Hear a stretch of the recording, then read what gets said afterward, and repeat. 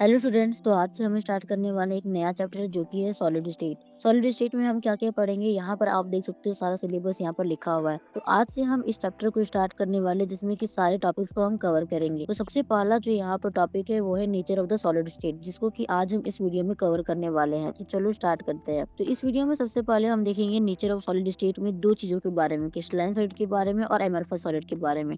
उसके बाद हम देखेंगे क्रिस्टलाइन सॉलिड के टाइप्स के बारे में। ठीक है, तो यानी कि ये वीडियो थोड़ी सी लंबी होगी, तो पूरा सब्र बना करके बैठे रहना एंड अच्छे से समझना, पूरी अच्छे से समझ में आ जाएगी। ठीक है, तो चलो स्टार्ट करते हैं। सबसे पहले हम बात करेंगे सॉलिड स्टेट की, क्योंकि अभी चैप्टर स्टार्ट करा है तो सॉलिड स्टेट के बारे में आपको पता होना चाहिए। सॉलिड स्टेट क्या होता है? वैसे सब्सटेंस, वैसे ऑब्जेक्ट जहाँ पर इनके जो इंटरमोलिकुलर फोर्सेस होती है बहुत ही ज्यादा स्ट्रांग होती है, और यहाँ पर इनका जो गैप होता है, इंटरमोलिकुलर जो गैप होता है वो बहुत ही कम होता है। यानी कि स्पेस कम होता है, फोर्सेस बहुत ज्यादा होती है, अट्रैक्शन बहुत ज्यादा होती है, मूवमेंट करने के लिए यहाँ पर मनाही होती है, यानी कि मूव नहीं कर सकते हैं। इनका जो होता है डेफिनेट शेप होता है, डेफिनेट साइज होता है। ठीक है, तो इस तरीके को हम सॉलिड को यहाँ पर बताते हैं कि होता क्या है। अब ये जो सॉलिड स्टेट होता है ये दो तरीके के नेचर में रहते हैं। ये किसके हिसाब से? अरेंजमेंट ऑफ एटम्स के हिसाब से, क्योंकि एटम्स हम जानते हैं बहुत सारे एटम्स मिलकर के मॉलिक्यूल बना हुआ रहता है। ठीक है, तो इनका किस तरीके से अरेंजमेंट होता है इसके हिसाब से ये दो तरीके के होते हैं, दो नेचर के पाए जाते हैं सॉलिड स्टेट। पहला नेचर होता है क्रिस्टलाइन सॉलिड और दूसरा नेचर होता है एमरफस सॉलिड। फिर हम देखते हैं क्रिस्टलाइन सॉलिड के बारे में। तो क्रिस्टलाइन सॉलिड ऐसे सॉलिड्स होते हैं जिसमें कि जो कॉन्स्टिट्यूएंट पार्टिकल्स होते हैं वो रेगुलर ऑर्डर में अरेंज होते हैं। जैसे कि कहने का मतलब है, अगर आपके पास कुछ इस तरीके का मॉलिक्यूल है, ठीक है, तो ये अच्छे से अरेंज है, इस तरीके से आपके अरेंज है, ऊपर नीचे यहाँ पर देखोगे आप तो इस तरीके से अरेंज होते हैं। तो इस तरीके के सॉलिड को जहाँ पर एटम जो होता है वो अरेंज होता है उसको हम लोग बोलते हैं क्रिस्टलाइन सॉलिड। एग्जाम्पल के लिए आप देख सकते हो पोटेशियम क्लोराइड है, सोडियम क्लोराइड है, लिथियम क्लोराइड होता है, डायमंड होता है और लिथियम आयोडाइड, ये सब सारी चीजें होती है। प्रॉपर्टीज ऑफ क्रिस्टलाइन सॉलिड की बात करी जाए, जैसे कि हम ट्रू सॉलिड भी बोलते हैं, इसे हम असली सॉलिड भी बोलते हैं। ठीक, इनका जो अरेंजमेंट होता है कॉन्स्टिट्यूएंट पार्टिकल्स का, ये रेगुलर ऑर्डर में होता है। यानी कि अभी जो मैंने आपको बताया इस तरीके से फिगर में इस तरीके से यहाँ पर देखने को मिलता है, यानी कि ये रेगुलर ऑर्डर में प्रेजेंट होती है इसकी जो कॉन्स्टिट्यूएंट पार्टिकल्स होते हैं उसका अरेंजमेंट। सेकंड होता है they have sharp melting point. इनकी जो मेल्टिंग पॉइंट होती है वो बहुत ही शार्प होती है, और इनका जो हीट ऑफ फ्यूजन होता है वो डेफिनेट होता है, यानी कि उतने हीट में ये जाकर के फ्यूज हो जाते हैं। ये जो होते हैं एनिसोट्रोपिक होते हैं नेचर में। इसका मतलब होता है कि इनमें कभी भी फिजिकल प्रॉपर्टी कभी भी नहीं सेम होता है। ठीक है, तो कभी भी इनकी फिजिकल प्रॉपर्टी सेम नहीं होने वाली है, ना ही इनकी सॉलिबिलिटी सेम होती है, ना ही इनकी बॉइलिंग पॉइंट, मेल्टिंग पॉइंट कुछ भी सेम नहीं होता है इनका। ठीक है, ये जो होते हैं रिजिड होते हैं, यानी कि कठोर होते हैं और इनकम्प्रेसिबल होते हैं, इनको कभी भी कंप्रेस नहीं करा जा सकता, क्योंकि सॉलिड का डेफिनेशन में भी आता है कि ये इनकम्प्रेसिबल होते हैं।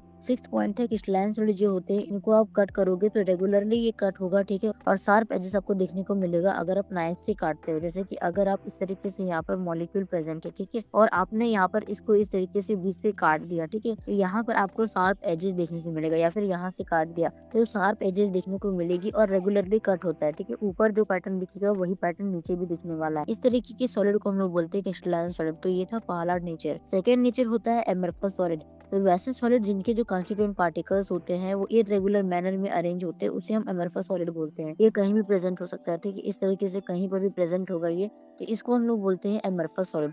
तो कॉन्स्टिट्यूएंट पार्टिकल्स अगर इरेगुलर मैनर में लगे हो तो इसको बोलते हैं एमरफस सॉलिड। एग्जांपल के लिए बात करें तो इसमें ग्लास आता है, प्लास्टिक आता है, रबड़ आता है, सिलिका आता है, स्टार्च आता है, ये सारी चीजें यहाँ पर आती है। अब हम देखते हैं एमरफस सॉलिड की प्रॉपर्टीज। तो सबसे पहला जो प्रॉपर्टी होता है वो होता है कि ये इरेगुलर ऑर्डर में होते हैं, यानी कि इनके जो पार्टिकल्स होते हैं वो इरेगुलर फॉर्म में होते हैं। सेकंड है कि ये जो है बहुत ज्यादा टेम्परेचर में जाकर के मेल्ट होते हैं, कि आप जानो कि ग्लास जो है, ग्लास को मेल्ट करने के लिए बहुत ज्यादा टेम्परेचर देना पड़ेगा, तो क्रिस्टलाइन सॉलिड से भी ज्यादा इनको टेम्परेचर देना पड़ता है, उसी की हम बोलते हैं एमरफस सॉलिड। थर्ड है इनको जो है इनका जो हीट ऑफ फ्यूजन होता है वो डेफिनेट नहीं होता है। फोर्थ है इनको हम स्यूडो सॉलिड भी बोलते हैं। स्यूडो का मतलब होता है फॉल्स, तो ये फॉल्स सॉलिड होते हैं, यानी कि बस कहने को सॉलिड होते हैं। ठीक है, यानी कि सॉलिड की सारी प्रॉपर्टी होती है लेकिन यहाँ पर कुछ चीजों के कारण ये स्यूडो कहलाते हैं, या फिर सुपर कोल्ड लिक्विड भी बोलते हैं, क्योंकि इनकी जो टेंडेंसी होती है, फ्लो करने की टेंडेंसी होती है, ये बहने लगते हैं। ठीक है, फिफ्थ पॉइंट है ये आइसोट्रॉपिक होते हैं नेचर में। कहने का अर्थ है कि इनकी जो फिजिकल प्रॉपर्टी होती है वो सारे डायरेक्शन में सेम होती है। सिक्स्थ पॉइंट है ये जो है इनको आराम से कंप्रेस करा जा सकता है। ठीक है, जैसे कि आप रबड़ का बॉल देखोगे वो भी एक सॉलिड है लेकिन वो स्यूडो सॉलिड है। ठीक है,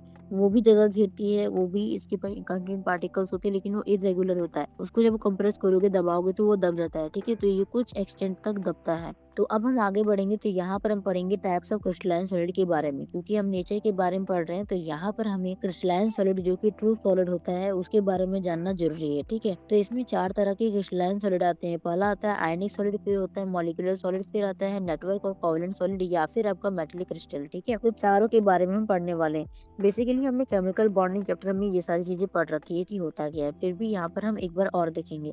सबसे पहले स्टार्ट करते हैं आयनिक सॉलिड से।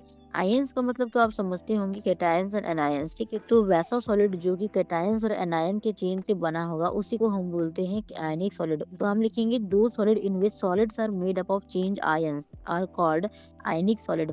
यानी कि आयंस की चेंज के होने के कारण जो सॉलिड बनता है उसको हम बोलते हैं आयनिक सॉलिड। अब आयंस कौन कौन से होते हैं? पॉजिटिव चार्ज कैटायन होता है, नेगेटिव चार्ज एनायन होता है। ठीक है, यहाँ पर एग्जांपल देखोगे तो NaCl हो गया, ये सॉलिड होता है लेकिन ये आयनिक सॉलिड होता है। ठीक है, अब NaCl में क्रिस्टलाइन तो है ही लेकिन कैसा, तो ये होगा आयनिक सॉलिड। फिर आप देखोगे HCl, CaCl, ZnS, etc, ये सारे के सारे आयनिक सॉलिड होते हैं क्योंकि ये कैटायन एनायन से बने होते हैं, जैसे कि NaCl Na+ और Cl- से बनता है। ठीक है, तो ये होता है आयनिक सॉलिड। फिर हम देखते हैं आयनिक सॉलिड की प्रॉपर्टीज क्या होती है। तो सबसे पहला जो प्रॉपर्टी होता है, इसमें कैटायन प्रेजेंट होते हैं, एनायन प्रेजेंट होते हैं। मेटल या नॉन मेटल के रूप में आप इसको देखते हो। सेकंड प्रॉपर्टी होता है it has a strong electrolysis force of attraction, बहुत ही ज्यादा फोर्स ऑफ अट्रैक्शन होता है कि एनायन जो होते हैं पॉजिटिव और नेगेटिव चार्ज का होता है, जिसके कारण से यहाँ पर मैग्नेट की तरह जो होता है फोर्स ऑफ अट्रैक्शन प्रेजेंट होता है, जिसको कि हम लोग आयनिक बॉन्ड बोलते हैं। ठीक है, यहाँ पर जो बॉन्ड बनता है उसको हम आयनिक बॉन्ड बोलते हैं, इसीलिए ये क्या होता है, स्ट्रॉन्ग इलेक्ट्रोलाइटिक फोर्स होता है। थर्ड प्रॉपर्टी होती है ये हार्ड होते हैं बहुत ज्यादा और ये ब्रिटल होते हैं, यानी कि तोड़ोगे तो ये टूट जाएंगे, भंगुर हो जाएंगे। ठीक है, मेटल की तरह इनकी डक्टिलिटी नहीं होती है। फोर्थ पॉइंट है इनका जो मेल्टिंग पॉइंट होता है बहुत ही ज्यादा हाई होता है। ठीक है, फिफ्थ में देखिए कि इनकी इंथैल्पी ऑफ फ्यूजन जो होती है वो भी बहुत ज्यादा होती है। सिक्स है they are good conductor of electricity, electricity के बहुत अच्छे कंडक्टर होते हैं मॉल्टन स्टेट में और सॉलिड स्टेट दोनों में। सिक्स है they are soluble in polar solvent but insoluble in non polar solvent, ये जो है पोलर सॉल्वेंट में सोल्यूबल हो जाते हैं यानी कि घुल जाएंगे, लेकिन अगर नॉन पोलर सॉल्वेंट है तो उसमें ये घुलने से मना कर देते हैं, नहीं घुलते हैं। फिर हम सेकंड टाइप देखते हैं मॉलिक्यूलर क्रिस्टल। तो यहाँ पर वैसे क्रिस्टल जो कि मॉलिक्यूल से बने हुए होते हैं और उन मॉलिक्यूल्स के बीच में वंडरवाल फोर्सेस दिखती है, लंडन फोर्सेस दिखती है, या फिर डाइपोल डाइपोल फोर्सेस दिखती है, या फिर हाइड्रोजन बॉन्डिंग दिखती है, तो उसे हम बोलते हैं मॉलिक्यूलर क्रिस्टल। एग्जाम्पल के लिए कैम्फर हो गया, नेफ्थलीन हो गया, आयोडीन हो गया, ड्राई आइस हो गया, ये सब। ठीक है, तो ऐसे सॉलिड जिसमें कि मॉलिक्यूल्स प्रेजेंट होते हैं कुछ फोर्सेस के कारण, तो उसे हम बोलते हैं मॉलिक्यूलर क्रिस्टल। प्रॉपर्टीज की बात करें हम तो सबसे पहला जो प्रॉपर्टी होता है वो होता है कि जो मॉलिक्यूल्स होते हैं उनके क्रिस्टल जो होते हैं मॉलिक्यूल से बने होते हैं। सेकंड है इनके पास जो होता है वो weak van der Waals force of attraction होता है। थर्ड में हम देखते हैं कि ये जो होते हैं सॉफ्ट कार्बन डाइऑक्साइड इसमें प्रेजेंट होती है।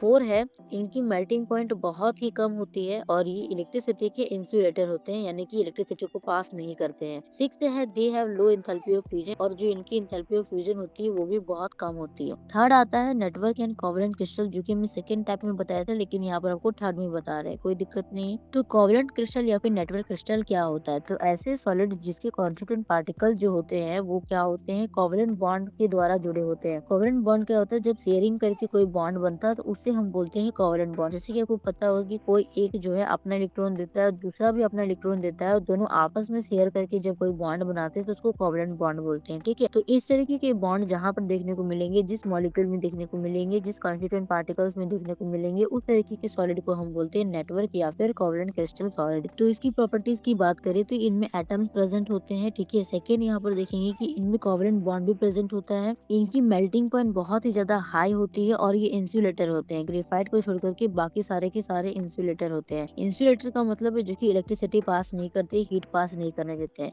और इनका जो होता है fusion, heat of fusion, high heat of fusion होना चाहिए यहाँ पर, वो बहुत ही ज्यादा होता है। ठीक है, फिर हम आते हैं फोर्थ पॉइंट में। फोर्थ जो टाइप है वो है मेटेलिक क्रिस्टल। तो ऐसे क्रिस्टल जो कि मेटल से बने हुए होते हैं उसे हम बोलते हैं मेटेलिक क्रिस्टल। तो जैसे एग्जांपल में जिंक आ गया, कॉपर आ गया, गोल्ड आ गया, सिल्वर आ गया, ये सारे के सारे मेटेलिक क्रिस्टल के एग्जांपल हैं। तो मेटल का प्रेजेंट होना यानी कि मेटेलिक क्रिस्टल। तो सबसे पहले हम देखते हैं इनका प्रॉपर्टीज क्या होता है। तो जो सॉलिड होते हैं उनमें जो होते हैं मेटल एटम प्रेजेंट होते हैं, जैसे कि हम कर्नल्स भी बोलते हैं। उसके बाद इनमें क्या होता है, मेटेलिक बॉन्ड प्रेजेंट होता है।